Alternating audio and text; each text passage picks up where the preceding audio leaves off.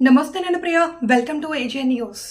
తెలంగాణలోని ఖమ్మం జిల్లాకు చెందిన ఓ మహిళ చేసిన పని అందరినీ ఆశ్చర్యానికి గురిచేస్తుంది. కోసుమంచి మండలం కేశవాపురం గ్రామానికి చెందిన కట్టా విజయలక్ష్మి అనే మహిళ 2019లో చంద్రబాబు నాయుడు సీఎం అవుతాడు అని లేదంటే తన పుట్టింటికి రానని ఛాలెంజ్ చేసింది. అయితే 2019లో జగన్మోహన్ రెడ్డి సీఎం అవడంతో ఛాలెంజ్ ప్రకారం తన పుట్టింటికి దూరమైంది. మొన్న జరిగిన ఎన్నికల్లో చంద్రబాబు నాయుడు సీఎం అవడంతో 5 సంవత్సరాల తర్వాత తన పుట్టింటికి వెళ్ళింది. 5 సంవత్సరాల తర్వాత విజయలక్ష్మికి సొంత ఊరికి రావడంతో కుటుంబ సభ్యులు గ్రామస్తులు ఘన స్వాగతం పలికారు. అయితే ఆ మహిళ చేసిన పనిపై నెటిజన్లు భిన్న రకాలుగా స్పందిస్తున్నారు.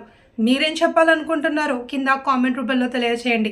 అలాగే వీడియో నచ్చినట్లయితే తప్పకుండా కింద కనపడుతున్న సబ్స్క్రైబ్ బటన్ పైన క్లిక్ చేసి ఈ వీడియోని లైక్ చేయండి. వీడియో నచ్చినట్లయితే షేర్ చేయడం మాత్రం మర్చిపోకండి. Thank you.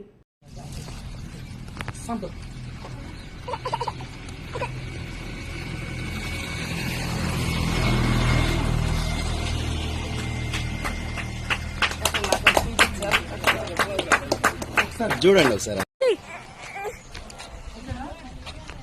జై తెలుగుదేశం, జై తెలుగుదేశం, జై తెలుగుదేశం, జై తెలుగుదేశం, జై తెలుగుదేశం, జై తెలుగుదేశం, జై తెలుగుదేశం, జై తెలుగుదేశం. చంద్రబాబు నాయుడు గారి నాయకత్వం, చంద్రబాబు నాయుడు గారి నాయకత్వం, చంద్రబాబు నాయుడు గారి నాయకత్వం, చంద్రబాబు నాయుడు గారి నాయకత్వం.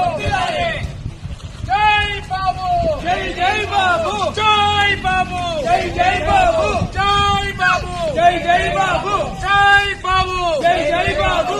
చంద్రబాబు నాయుడు గారి నాయకత్వం.